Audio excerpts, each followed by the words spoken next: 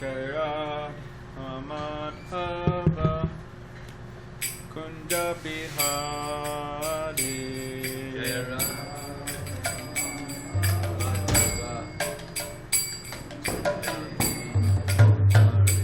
Jaya Radha Madhava Kunja Bihari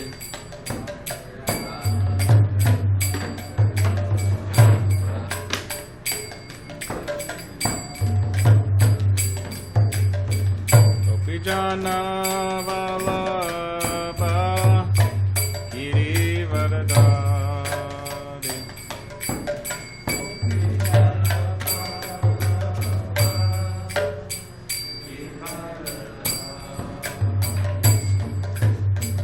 Gopijana Vallabha Girivardhari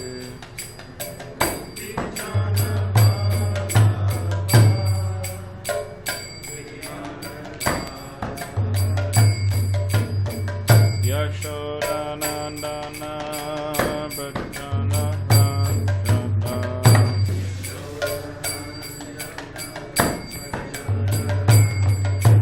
Yashodanandana Bhajana Ranjana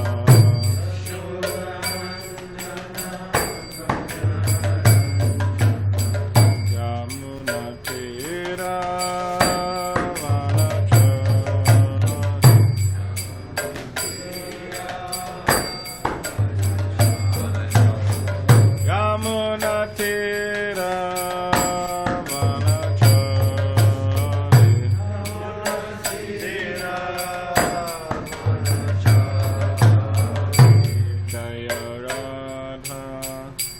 Madhava Kunja Bihari Jaya Radha Madhava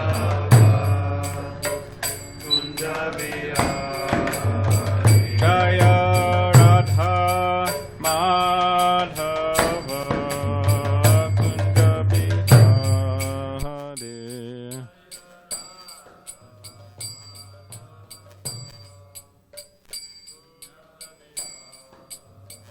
Jaya Radha Madhava Kunja Bihari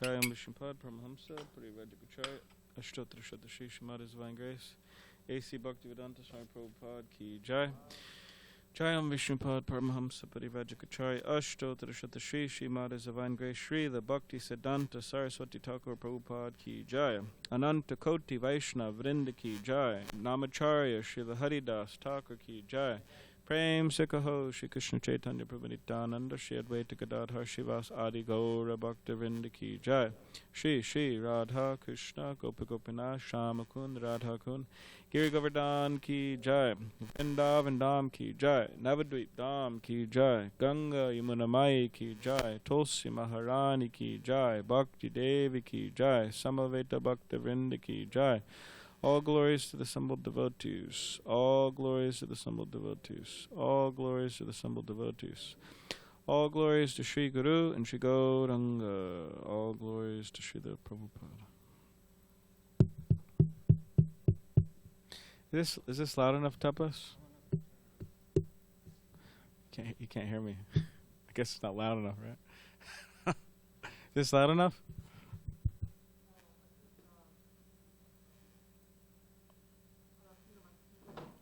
What was it? No, I'm asking if it's loud enough.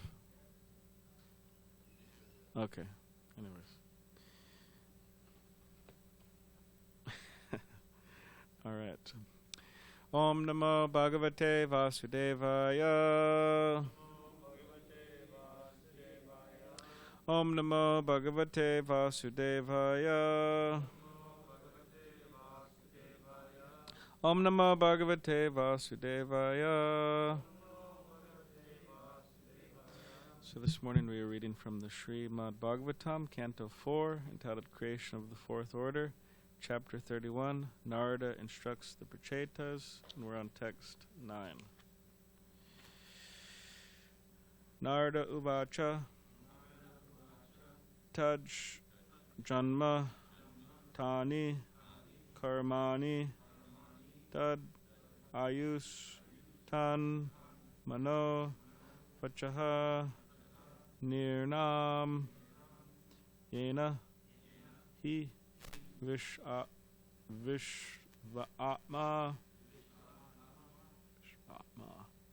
Sevyate Harir Ishvara Nardu Vacha Taj Janma Tani Karmani.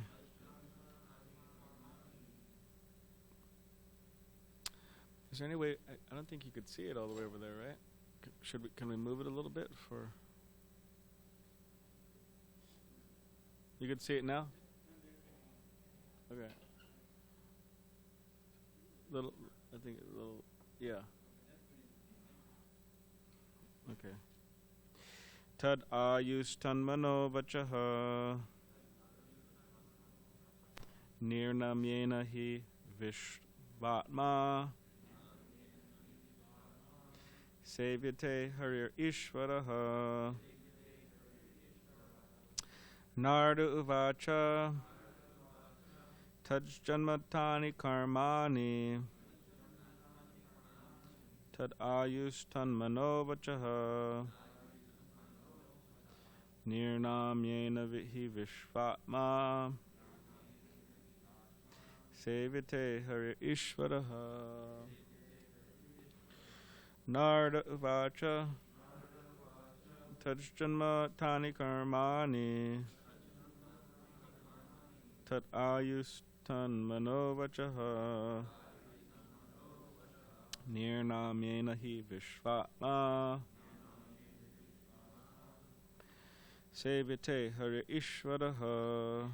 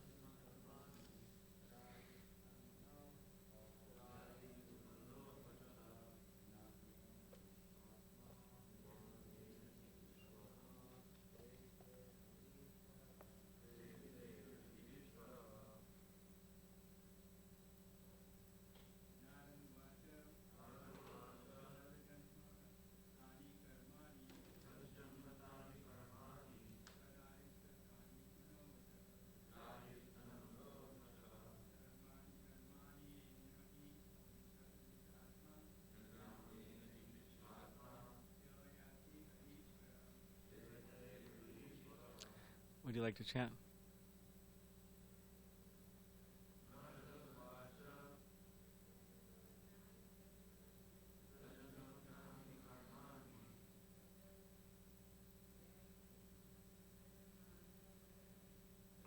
Use tanmano vachaha.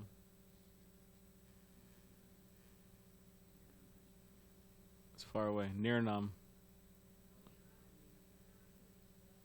Nirnam yena hi vishvatma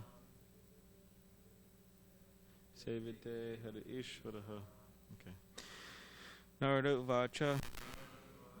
Narada said, Tat Janma, that birth, Tani, those, Karmani, fruitive activities, Tat, that, Ayuhu, span of life, Tat, that, Manaha, mind, Vachaha, words, Nirnam, of human beings, Yena, by which, he, certainly, Vishva Atma, the super soul, Sevate, is served, Harihi, the Supreme Personality of Godhead. Ishvaraha, the Supreme Controller. Translation and commentary by His Divine Grace, A.C. Bhaktivedanta Swami Prabhupada. The great sage Narada said, when a living entity is born to engage in the devotional service of the Supreme Personality of Godhead, who is the Supreme Controller, his birth, all his fruitive activities, his lifespan, his mind, and his words are all factually perfect. Purport. In this verse, the word Nirnam is very important. There are many other births besides human birth, but Narada Muni is herein especially speaking of human birth. Among human beings, there are different types of men. Of these, those who are advanced in spiritual consciousness or Krishna consciousness are called Aryans. Among Aryans, one who engages in the devotional service of the Lord is most successful in life. The word Nirnam indicates that lower animals are not expected to engage in the devotional service of the Lord. But in perfect human society, everyone should engage in the devotional service of the Lord. It does not matter whether one is born poor or rich, black or white. There may be so many material distinctions for one who takes birth in human society, but everyone should engage in the Lord's devotional service.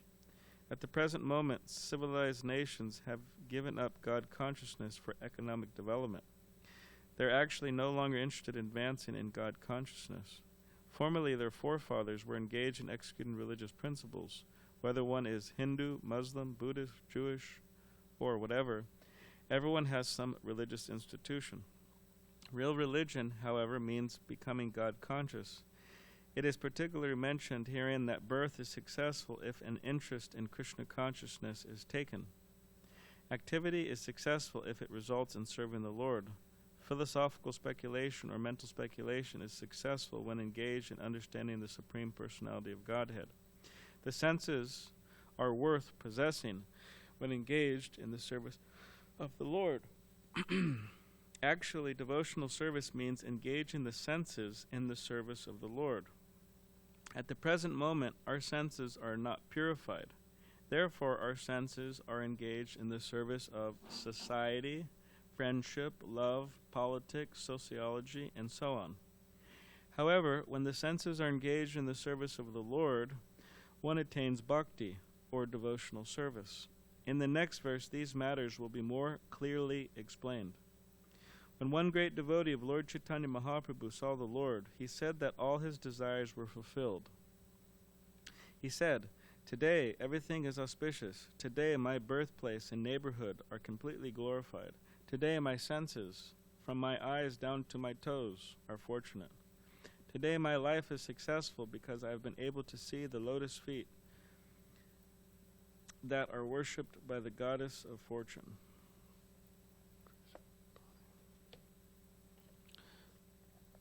All right, so tomorrow will be text 10, 431:10. Om Jnanitimidandasya Gyananjana Shalakaya Chakshulanmalitam Yena Tasmai Shri Gurave Namaha Mukam Karitavachalam Pangam Langate Girim Yakripatamaham Vande Shri Gurun Dinitadanam Vancha Kapaduribhishta Kripa Sindhu Bevacha Patitanam Pavanebhyo Vaishnavebhyo Namo Namaha.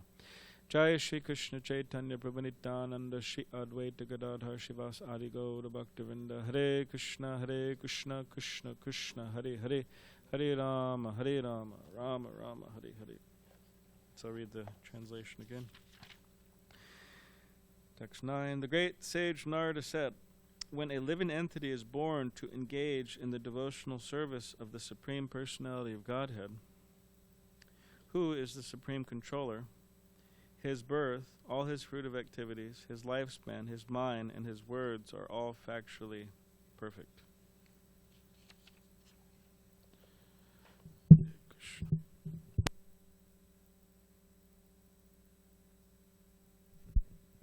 So everything is created for a particular purpose. Or you could sometimes things have many purposes too, but a lot of the times it's the purpose is one. Just like anyways. get the idea. But so, like for example, this seat, it was created right here in Tijuana. Somebody carved it for the purpose of for this particular temple and for the speakers of the Bhagavatam, the Vyasa-san.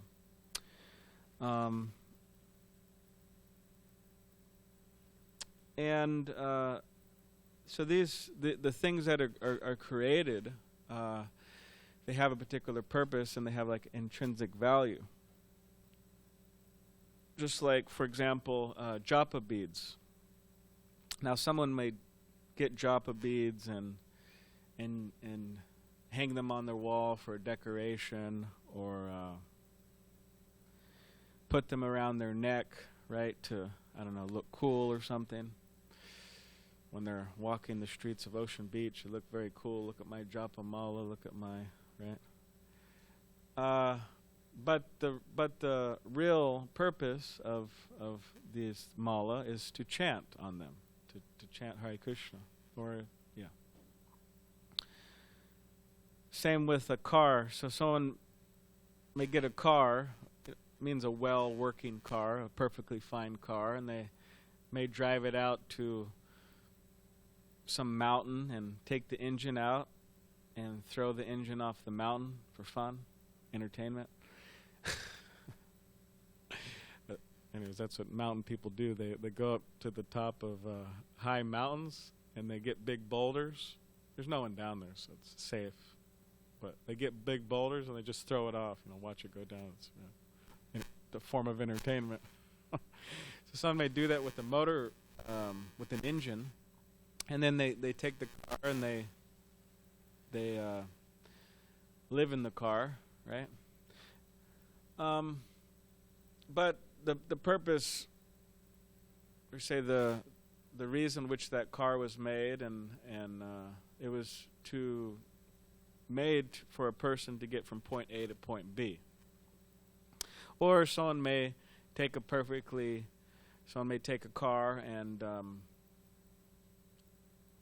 and for some type of anger management, I guess.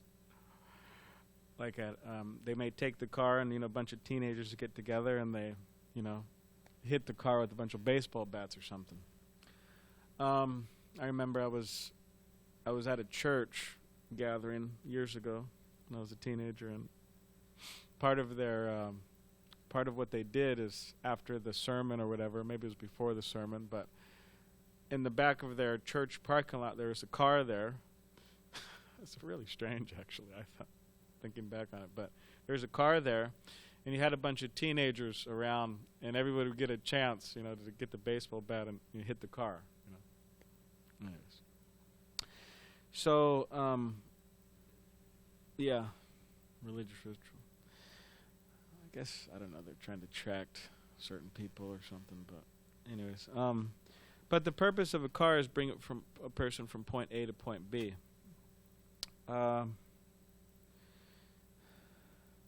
So when someone is in ignorance, they don't know the purpose of things,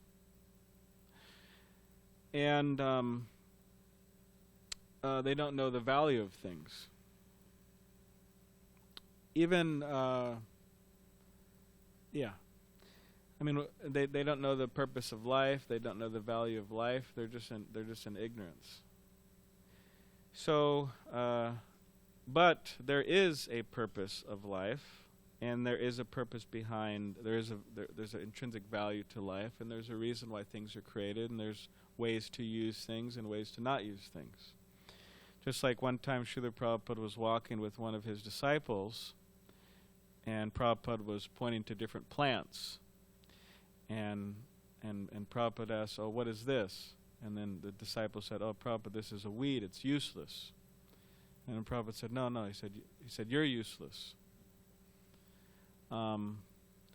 Meaning that there is a purpose behind everything. We may not know the purpose. We may not know the value behind things, but there's a purpose. Of course, this Prabhupada's prerogative, right, to speak to his disciples in such a way. He's instructing them, right? Teaching them in different ways. And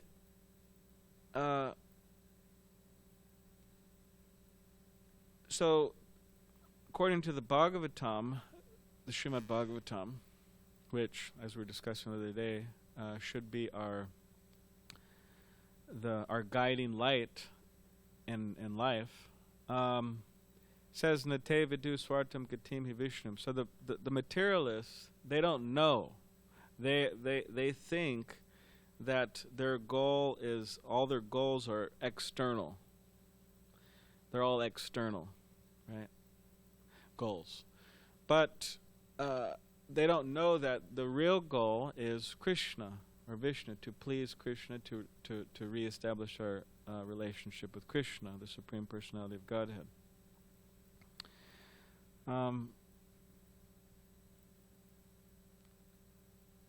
So not knowing this, they don't know that this is the goal. So they're lost. They don't have direction, and they don't know how the body should be used, because the body and the mind and the energy that we have as humans has to be used a certain way. It has to be used. We all have a certain amount of energy, and we're going to use it this way or that way. We're forced to use it. We could use it in the mode of ignorance, mode of passion, mode of goodness. We could use it for Krishna consciousness. There's different ways we could use our energies. So the Chaitanya Charitamrita, one particular section in it, Madhya Lila, the ecstatic manifestations of Lord Chaitanya,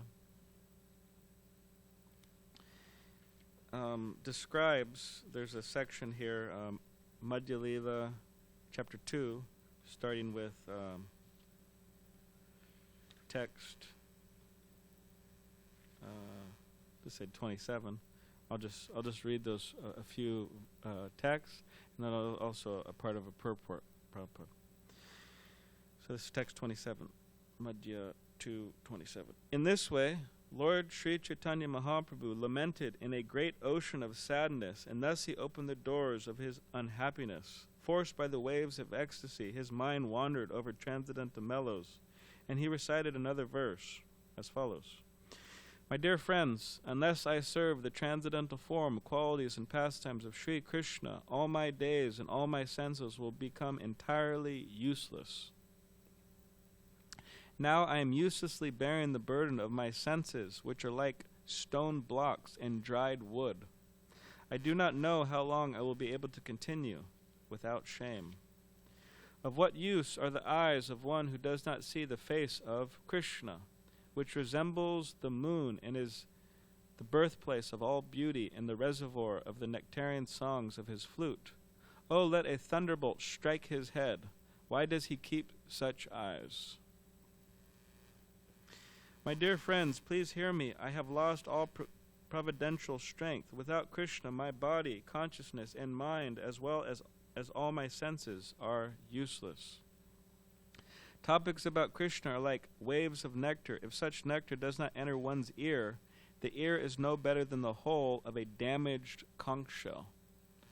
Which I guess a damaged conch shell, it won't make conch shell. The purpose of a conch shell is, make that, blow the conch shell, or hold water. So if there's a hole, neither is it going to hold water, nor is it going to make that beautiful sound. If such nectar doesn't enter one's ear, the ear is no better than the whole of a damaged conch shell. Such an ear is created for no purpose. From the nectar from the lips of Lord Krishna and his transcendental qualities and characteristics surpass the taste of the essence of all nectar, and there is no fault in tasting such nectar. If one does not taste it, he should die immediately after birth. And his tongue is to be considered no better than the tongue of a frog. Okay, so I'll just read 3 more. One's nostrils are no better than the bellows of a blacksmith if one has not smelled the fragrance of Krishna's body, which is like the aroma of musk, combined with that of the bluish lotus flower. Indeed, such combinations are actually defeated by the aroma of Krishna's body. The palms of Krishna's hands and the soles of his feet are so cool and pleasant that they can be compared only to the light of millions of moons. One who has touched such hands and feet has indeed tasted the effects of touchstone. If one has not touched them, his life is spoiled, and his body is like iron. So back in the text 31 about the damaged conch shell ear, and the ear is no better than the hull of a damaged conch shell. Prabhupada, in the purport, I'll just read that. Here's the purport. In this connection, Srila Bhakti Siddhanta Saraswati Thakur quotes the following verses from Srimad Bhagavatam, Canto 2, Chapter 3, verses 17 through 24. And Bhakti Siddhanta Saraswati Thakur would do this regularly within his books. Chaitanya Bhagavat, for example, he wrote a commentary on Chaitanya Bhagavat and other books. He would quote extensively from the Bhagavatam, dealing with a particular subject, or from other scriptures as well. Like, for example, how it's not that, you have to be born in a Brahmin family, means a family of priests or a family of devotees to become a devotee or priest yourself. But even if you're not born in that family, if you're trained, you could be trained as such. So anyways, different verses bring up different points. So here in this particular purport, Srila Prabhupada's purport here, he's saying how Bhakti Siddhanta Saraswati quotes from the Bhagavatam. I'll just read that. It's a wonderful purport. Here it is. Both by rising and setting, the sun decreases the duration of life of everyone except one who utilizes the time by discussing topics of the all-good personality of Godhead. Do the trees not live? Do the bellows of the blacksmith not breathe? All around us, do the beasts not eat and discharge semen? Men who are like dogs, hogs, camels, and asses praise those men who never listen to the transcendental pastimes of Lord Sri Krishna to deliver from evils. One who does not listen to the messages about the prowess and marvelous acts of the personality of Godhead and has not sung or chanted loudly. Maybe we should switch. The worthy songs about the Lord should be considered to possess ears like the holes of snakes and a tongue like that of a frog.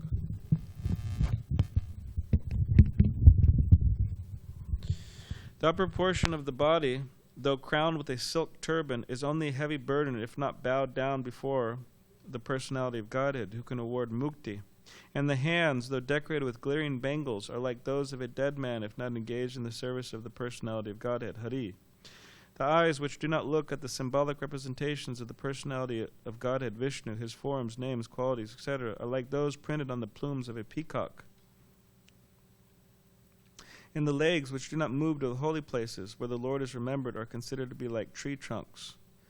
The person who has not at any time received upon his head the dust from the feet of a pure devotee of the Lord is certainly a dead body. And the person who has never experienced the flavor of the tulsi leaves from the lotus feet of the Lord is also a dead body, although breathing. Certainly that heart is still framed, which in spite of one's chant of the holy name of the Lord with concentration does not change and feel ecstasy, at which time tears fill the eyes and the hairs stand on end. So these verses from the Chaitanya Charitamrita and these verses from the Bhagavatam are saying that if people don't understand, and aside from just understanding, to understand means to utilize our energies in a particular way. It means if we understand the value of Krishna consciousness, we will utilize our senses in the service of Krishna, or we will engage our senses in the service of Krishna.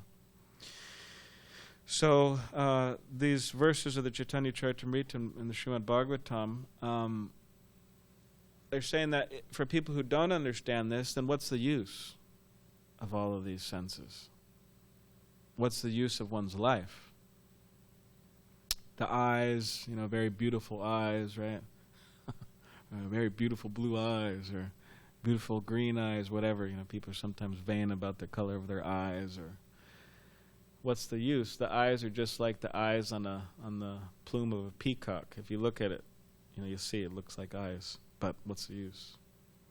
Or the legs, my strong legs, whatever. What's the use?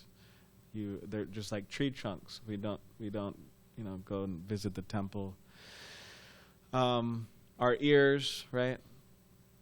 And the Bhagavatam, it says, I think what did it say? The snake holes? Yeah. And so on. So this is all trying to inspire us or to encourage us to engage our senses in Krishna's service, in the service of the spiritual master, in the service of the devotees. And or else practically, our life is useless, and we have no life. We're practically dead. So, as Bhaktisiddhanta Saraswati Thakur said, he said, those who have life, they can preach. So, in other words, if we engage our senses in Krishna's service, we will have life. We'll be alive and well, and then we'll be able to preach, which is most important, especially for this age we're in time. Very much needed.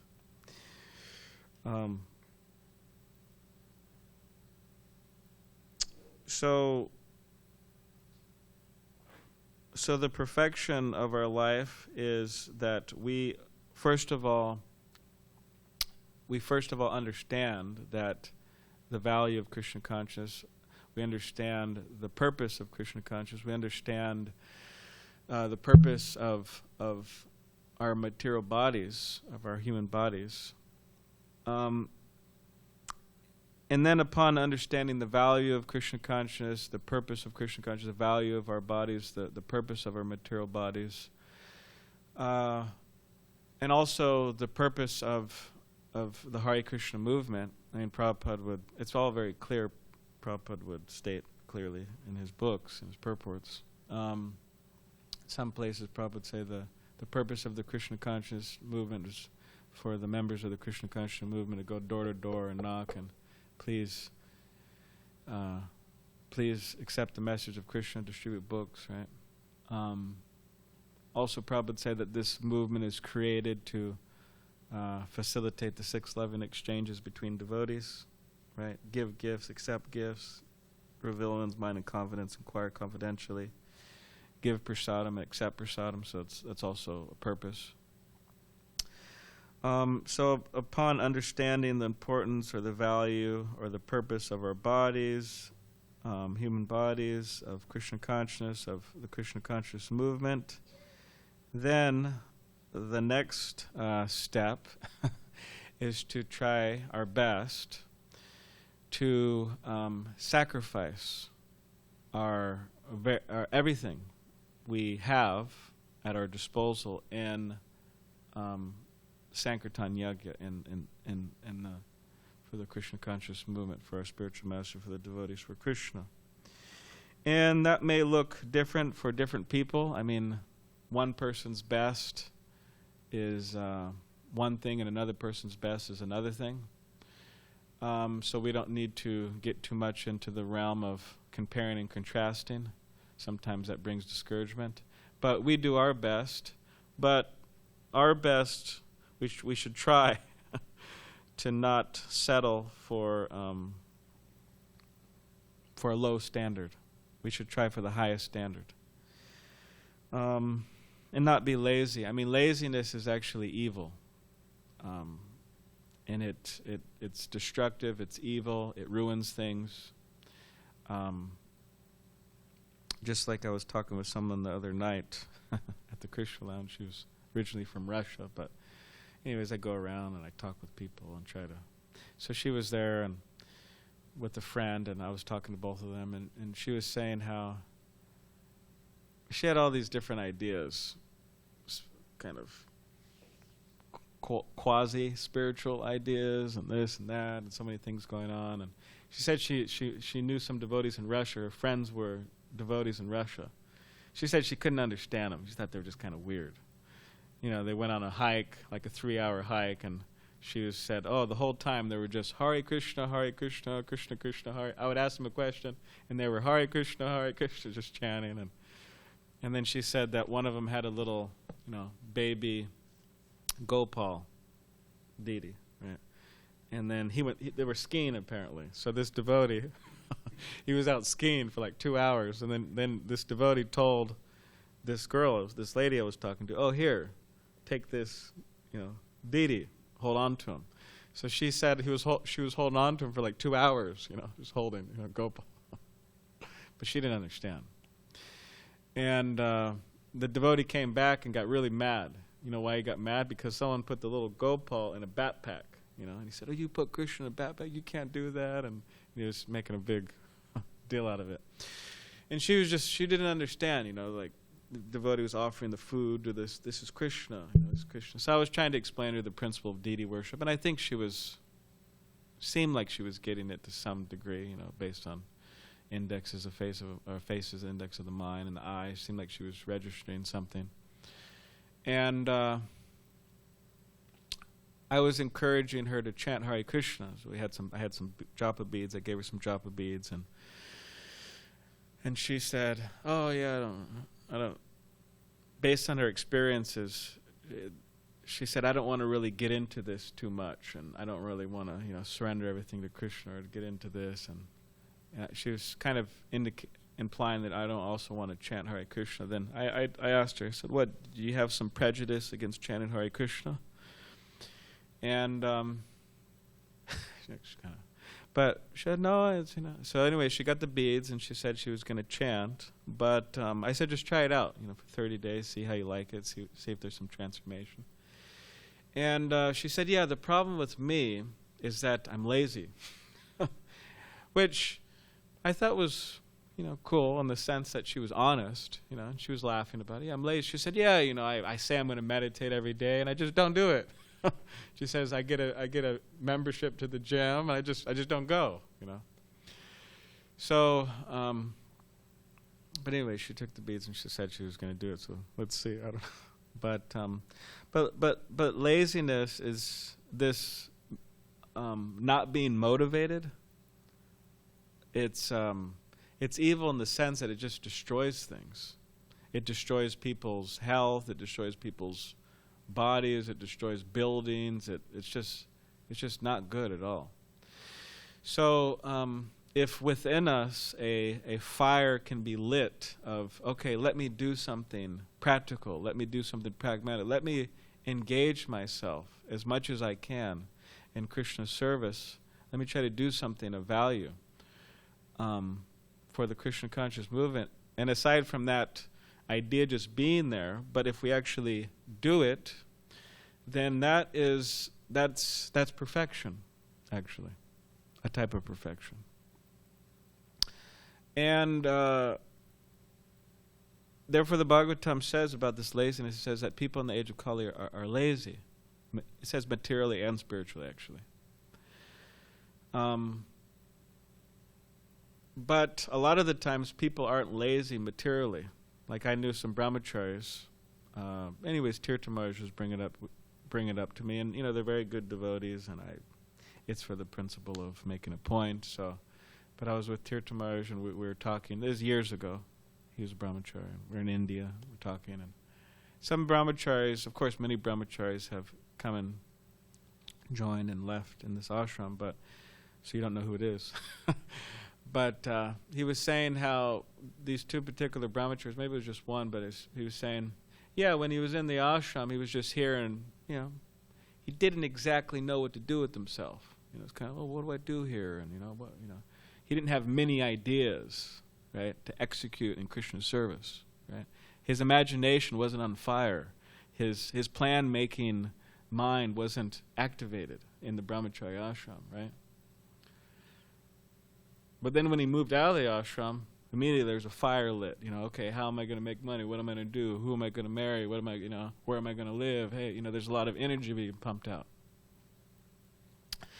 So, Tirtha Maharaj is making the point that just see, materially people are very inspired, but spiritually they're like dead, So we should be alive in the sense that our mind should be active, our senses should be active in Krishna service, trying to figure out what can I do to how can I engage myself, what can I do to do my part. And in this way, we'll be very inspired, and we will gradually reach the perfection, which is unlimited, but we'll gradually, make progress towards that in that direction. So, all right. Does anybody have any questions or comments? I had 3 questions, but you answered them all. Wow. Okay. 3 questions. Okay. Any other comments? Questions? Tyler, you have something? Okay. Tyler's, he's good in the question asking realm. Yes. I guess there are 2, but it's whichever ones you find more fruitful. It's on. The first is, they're referring in the shloka to Krishna as the supreme controller, and then they're listing these aspects of what makes a devotee's life perfect. Yes. So do you think that's because it's implying that those aspects are under the control of Krishna when we become his devotee? That's how we maintain or achieve perfection in those? I'm wondering what's the significance of talking about him as the controller in the shloka. Yeah. Well, it says a living entity is born, and when a living entity is born to engage in the devotional service of Krishna, who is the supreme controller, his birth, meaning the devotee's birth, all his fruitive activities, his lifespan, his mind, and the words are all factually perfect. So, whatever we do, if we do it in Krishna consciousness, it's perfection. That's perfection. So, family life, for example, the perfection of family life is to do it in Krishna consciousness. Or, making money. Perfection of making money is to, if someone's making money, doing that is to donate it to the causes of Krishna consciousness. So the perfection of the activities, lifespan, everything, mind, words, is that we engage it in Krishna's service. But is it implying that we achieve perfection through that because he's in control of those actions as his devotee? I mean, there's a saying that we should what's that saying? We should act as if everything is dependent on us, but know that it's dependent on Krishna. Yeah, we should act as if everything is dependent on us, but ultimately know that it's Krishna. So in other words, this is another a lazy mentality. Oh well, I'm just waiting, right? Just waiting for. I'm just waiting for Krishna's mercy. When Krishna's merciful, I'll surrender. Well, Krishna is merciful all the time. He's an ocean of mercy. Just like the sun's shining right now, you can see it shining through the door very beautifully. All glories to SanDiego. But so we have to go out into the sunshine to reap the benefits. So Krishna's mercy is always there. We just have to go for it. Krishna's in control, but we should do what we can to, advance. And the other is, we know the human form of life is very rare, and it's meant to achieve God consciousness. You mentioned earlier the purpose of the material body. Once we understand the purpose, is there anything you can say about that, the purpose of the material body? You said we have to realize what that purpose is. Well, the purpose of the material body is, and the material world, it's not needed. It's an arta. It's an anarta, which means useless thing from one angle of vision. Same with the material world. But they're created, they're designed to facilitate the conditioned souls, the souls wanting to forget Krishna. It's a mechanism to forget Krishna, the material world, the material body. So the purpose, it's created to help people facilitate those desires. But after long engagement in trying to be happy and not reaching happiness and not, being satisfied in so many different ways, then we become frustrated, right? We turn to Krishna, turn to Krishna consciousness, and then the body can be used for a positive way. It means engaging in Krishna's service. So the real purpose, ultimate real purpose of the human body is God realization, self-realization. That's the real purpose. And of course, how many people know that? Not many people. So therefore, Prabhupada says, please distribute books, please distribute books, please distribute books. Because then people have some idea. Okay, hey, my body is meant for God realization, self-realization. And just yesterday, 2 days ago, at the Krishna Lounge, I was Glenn, speaking to this two people. Her name was Viviana and his name was CJ, Very nice people. Very nice people. And she got some book, she got invited from Balboa Park, and they came to the lounge, and she said that her sister is in Fresno right now, and her sister's chanting Hare Krishna on the beads. It may be due to this sister's association from San Diego. And she's also listening to that podcast, Wisdom of the Sages by Raghunath and Kaustubha Prabhu's. They're doing it every day, Bhagavatam class. She's listening to it, sister in Fresno. I asked Viviana, I said, how did your sister get beads? She ordered them online, japa beads.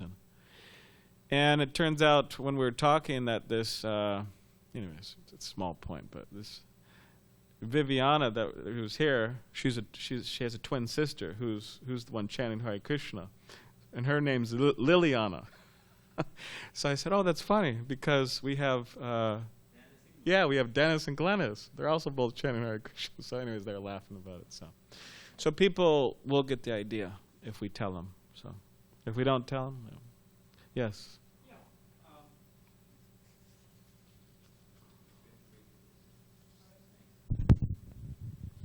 Yeah, so here was my question, and on one hand you answered it.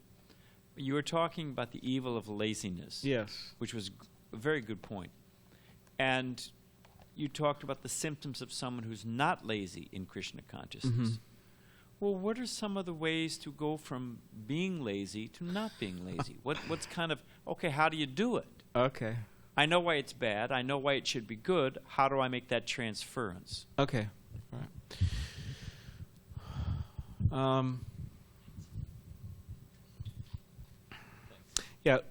The opposite of laziness is utsaha, right? Enthusiasm.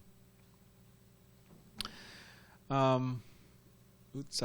Utsaha nishchaya daya tatat karma pavarjanat. So in the Nectar of Instruction, Prabhupada, he explains enthusiasm.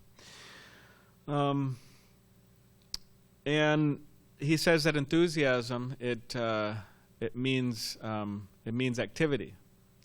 And then he says activity for who? He says activity for Krishna. Enthusiasm, Krishna consciousness. And then he says that enthusiasm means to engage our intelligence in Krishna service, to utilize our intelligence in Krishna service.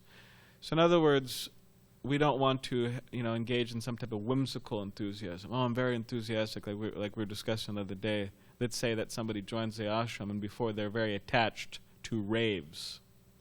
People go on, techno and whatever drugs are taken out there, ecstasy and all this. So let's say they're very attached to raves. And it happens sometimes. Devotees, they join and they're attached. They were attached to certain things. I think it happens with everybody. Attached to something.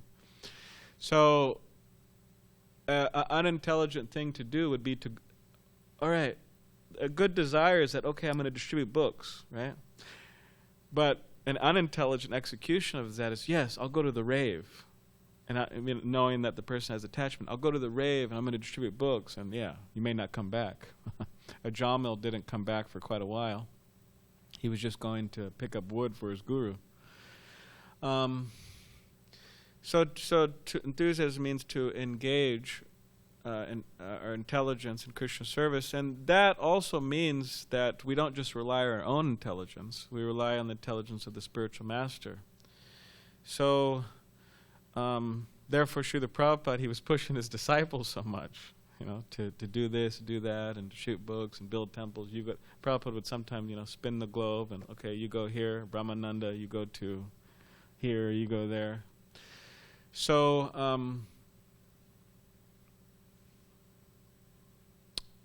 these devotees, they became enthusiastic by, for example, the early disciples of Srila Prabhupada and all the disciples of Srila Prabhupada, they became enthusiastic by association with Prabhupada because Prabhupada was the most enthusiastic. So that fire was lit. Prabhupada lit that fire in them. So the disciples of Srila Prabhupada, they're also, enthusiastic, right? And they're lighting fire in the younger generation. And that's how, so through association, we become enthusiastic. But once we become enthusiastic, we're also trying to encourage others to be enthusiastic. So, yeah. And it's a gradual process to, usually, it's not that we just become super enthusiastic overnight or something. A lot of times it takes a build-up, right? Maybe some cajoling. But anyways, I hope that kind of yeah. All right. Okay, so today's Ekadashi, which means no burritos, but that's okay. We'll engage in devotional service, chant Hare Krishna, but the burritos will be there tomorrow, so they should be. Yeah. All right. Grantaraj Srimad Bhagavatam ki jai, Srila Prabhupada ki jai.